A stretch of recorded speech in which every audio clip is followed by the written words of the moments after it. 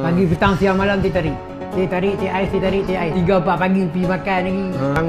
Dah lama dekat kerja manis. Baru-baru ini akun TikTok milik @kedidi_kaki palsu membagikan kisah seorang pasien asal Malaysia yang mengidap diabetes selama 30 tahun.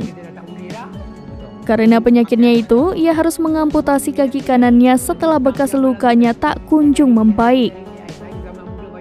Melansir World of Buzz, yang menjadi penyebab dirinya menderita diabetes ternyata karena minuman teh tarik yang ia konsumsi setiap hari.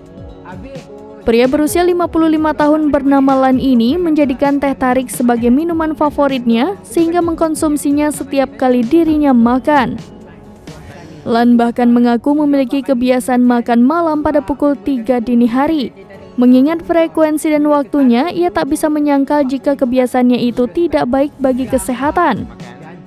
Teh tarik rupanya bukan satu-satunya penyebab dirinya kehilangan sebelah kakinya. Minuman manis lainnya yang kerap ia konsumsi yakni cola, ditambah lagi kebiasaan Lan yang jarang minum air putih semakin memperburuk kondisi tubuhnya. Isi tu mereput. Dia berlubang. Doktor operation. Lepas tu dia kata dah tak boleh dah. Suruh potong. Dulu makan tak jaga ke apa? Abang ni minat teh tarik. Pagi, petang, siang, malam teh tarik. Teh tarik, teh ais, teh tarik, teh ais. Lagi zaman muda mungkin banyak minum air tin lah. Air Coca-Cola. Kuat lah. Makan tak tentu.